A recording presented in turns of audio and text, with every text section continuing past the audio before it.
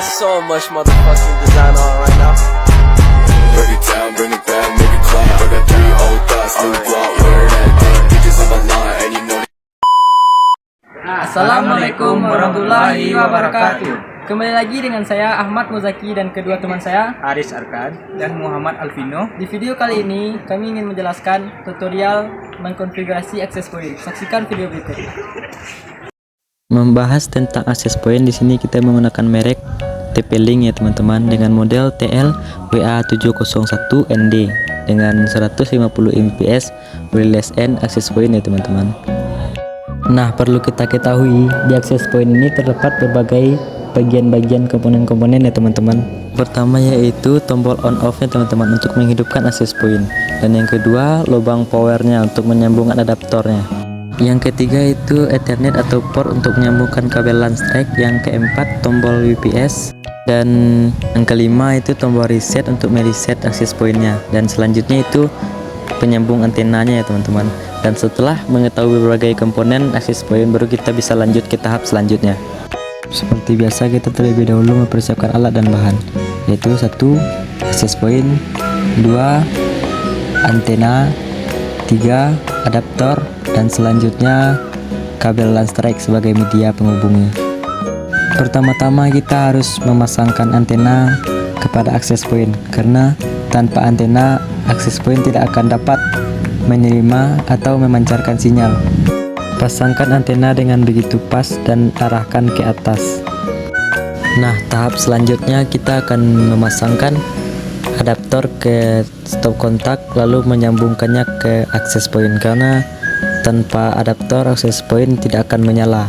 Setelah memasangkan adaptor pada access point, lalu tekan tombol power pada access point. Setelah menekan tombol power, pastikan lampu pada bagian bawah access point itu hidup. Di tahap selanjutnya kita akan mereset access point dengan cara menekan tombol di samping antena menggunakan pentul, dan pastikan lampunya berkedip ya teman-teman, karena kalau sudah berkedip itu berarti sudah kereset. Setelah mereset access point, tugas kita selanjutnya untuk menghubungkan access point ke komputer menggunakan media hubung, yaitu kabel LAN strike. Nah, jadi kita menghubungkan access point ke komputer teman-teman. Setelah kabel sudah tersambung dari access point ke komputer, pastikan lampu pada konektor RG-nya hidup teman-teman. Setelah itu klik Ethernet dan klik network internet setting pada PC teman-teman. Setelah mengklik network internet setting, kita lanjut ya teman-teman untuk mencari change adapter option. Nah, setelah mencari change adapter option, lalu kita klik. Setelah mengklik akan keluar gambar seperti pada video teman-teman. Nah, lalu kita klik Ethernet, dan selanjutnya kita cari dan kita klik properties. Setelah mengklikkan properties, lalu cari dan pilih internet protokol version 4 teman-teman, lalu klikkan lagi properties. Setelah mengklikkan properties akan ada perintah untuk memasukkan IP teman-teman. Jadi kita di sini memasukkan IP. Nah, kita masukkan IP sesuai yang kita inginkan. Nah, setelah kita masukkan IP dengan subnet masknya, lalu kita lanjut mengklik OK. Setelah memastikan semua sudah terisi dengan baik dan benar, lalu kita beralih ke CMD, dan di CMD kita pingkan IP yang ada di access point 192.168.0 dan .254, lalu tekan enter. Jika di CMD sudah reply dan tulisannya seperti pada video, berarti itu sudah sukses ya teman-teman dan bisa terhubung. Tapi kalau belum, berarti itu belum sukses. Setelah sukses di CMD, kita beralih lagi ke Google Form teman-teman. Kita ketikkan IP yang ada di CMD tadi atau IP access point tadi teman-teman. Nah, setelah kita ketikkan, kita tekan enter. Setelah menekan enter, akan muncul perintah seperti pada video berikut teman-teman, yaitu diperintahkan untuk memasukkan username dan passwordnya teman-teman. Nah, di sini kita memasukkan username-nya admin ya teman-teman. Di passwordnya juga kita ketikkan admin. Nah, setelah mengetikkan admin pada kedua perintah tersebut, selanjutnya kita akan klik sign in atau bergabung teman-teman. Setelah itu baru kita bisa bergabung ke TP-Link-nya ya teman-teman. Di TP-Link ini ada hal yang harus kita ketahui teman-teman, yaitu Quick Setup Help. Dengan panduan ini, Anda dapat mengatur parameter dasar untuk mendapatkan koneksi ke internet. Meskipun Anda belum familiar dengan produk ini, Anda tetap dapat menyelesaikan pengaturannya dengan mudah. Lalu, klik exit di tahap ini teman-teman. Oke, di tahap ini, operation mode help.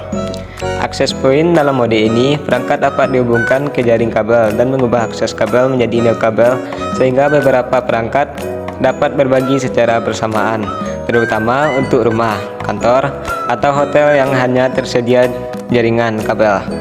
Multi SSID dalam mode ini, perangkat dapat membuat hingga 4 jaringan nil kabel yang diberi label SSID, berbeda dengan menetapkan setiap SSID dengan keamanan atau pilihan berbeda, terutama untuk situasi ketika berbagai kebijakan dan fungsi akses diperlukan. Repeater. Dalam mode ini, perangkat dapat menyalin dan memperkuat sinyal nil kabel yang ada untuk memperluas jangkauan sinyal, terutama untuk ruang yang besar untuk menghilangkan sudut buta sinyal. Bridge with app. Dalam mode ini, perangkat dapat digunakan untuk menggabungkan beberapa aplikasi jaringan lokal bersama-sama ke jaringan yang sama melalui koneksi nil kabel, terutama untuk rumah atau kantor di mana jaringan terpisah tidak dapat dilakukan terhubung dengan mudah bersama-sama dengan kabel. Klien. Dalam mode ini, perangkat dapat dihubungkan ke perangkat lain melalui port Ethernet dan bertindak sebagai adaptor untuk memberikan perangkat kabel Anda akses ke jaringan nil kabel, terutama untuk smart TV, media player, atau konsol game hanya dengan port Ethernet. Wi-Fi Protected Setup Help. Status WPS aktif atau menonaktifkan fungsi WPS di sini. Pin saat ini dimulai. Pin perangkat saat ini ditampilkan di sini. Pin default perangkat dapat ditemukan di label atau panduan pengguna. Pulihkan pin, yaitu mengembalikan pin perangkat ke defaultnya. Kemudian, get new pin. Klik tombol ini dan kemudian Anda bisa mendapatkan nilai acak baru untuk pin perangkat.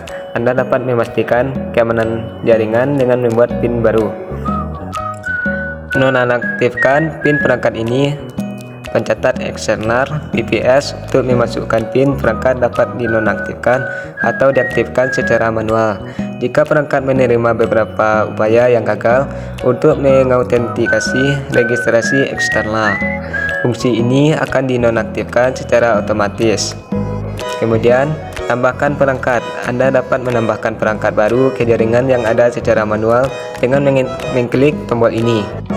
Oke, kita lanjut ke network. Di network ini ada LAN head. LAN head tersebut dapat dikonfigurasi parameter IP LAN di halaman ini, yaitu alamat MAC, alamat basic port LAN seperti yang terlihat dari LAN, nilainya tidak dapat diubah. Berikutnya, memiliki IP dinamis untuk mendapatkan alamat IP dari server DHCP, atau memilih IP statis untuk mengkonfigurasi alamat IP. Selanjutnya ada secara manual. Alamat IP. Masukkan alamat IP. Sistem Anda dapat notasi desimal. Default pabrik 192.168.0.254. Selanjutnya subnet mask. Mode alamat yang menentukan ukuran jaringan biasanya 255.255.255.0 dan itu digunakan sebagai subnet mask. Berikutnya, gateway. Gateway harus berada di subnet yang sama dengan alamat IP Anda. Pada bagian wireless, titik akses mode operasi ini memungkinkan stasiun nirkabel untuk mengakses. Nama jaringan nirkabel, masukkan nilai hingga 32 karakter.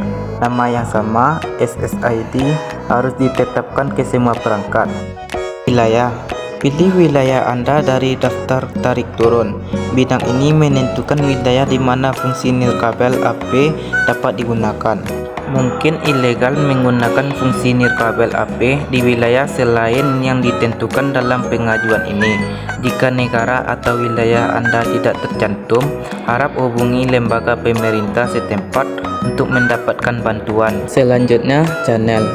Bidang ini menentukan frekuensi operasi mana yang akan digunakan. Anda tidak perlu mengganti saluran nirkabel kecuali Anda melihat adanya masalah interfrekuensi dengan titik akses terdekat lainnya. Selanjutnya, mode. Bidang ini menentukan mode nirkabel di mana AP bekerja. Lebar saluran, bandwidth saluran nirkabel, aktifkan radio nirkabel. Radio nirkabel pada titik akses dapat diaktifkan atau dinonaktifkan untuk membolehkan atau menolak akses stasiun nirkabel. Jika diaktifkan, stasiun nirkabel akan dapat mengakses AP. Jika tidak, stasiun nirkabel tidak dapat mengakses AP. Pada wireless network name, atur nama sesuai apa yang kamu inginkan. Selanjutnya, pada di region, pilih negara di mana kamu berada. Saya memilih negara Indonesia. Lalu klik OK. Selanjutnya channel. Nah, channel ini berfungsi untuk mengatur agar tidak terjadi tabrakan data, teman-teman. Selanjutnya klik save. Kemudian klik here seperti pada video, lalu reboot, dan selanjutnya klik OK. Selanjutnya tunggu proses restarting sampai selesai atau hingga 100%.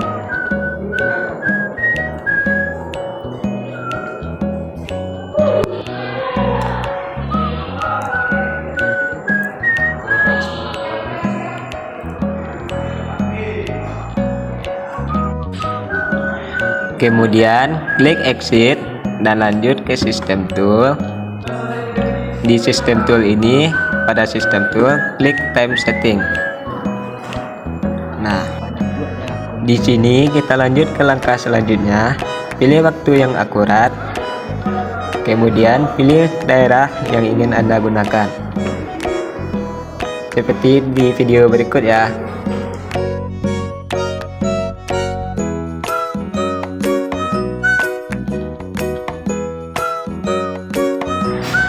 Sesudah mengatur waktu, kita lanjut save. Sesudah di save, kita lanjut reboot. Nah, klik OK ya teman-teman. Di sini kita menunggu waktu restartnya ya teman-teman. Kita menunggu sampai selesai.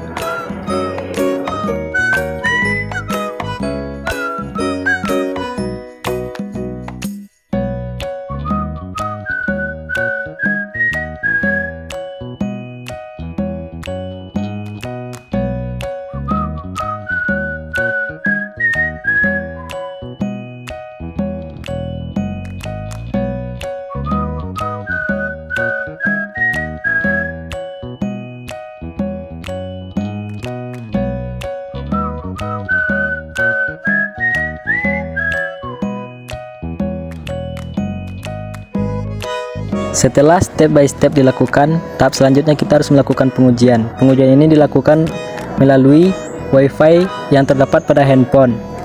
Jika nama perangkat yang kita buat di access point tadi sudah muncul di WiFi handphone kita dan kita masukkan kita sandinya dan sudah terhubung, berarti itu sudah sukses ya teman-teman. Sekian video dari kami. Nantikan video selanjutnya. Jangan lupa Like, comment, and subscribe. Terima kasih. Assalamualaikum warahmatullahi wabarakatuh.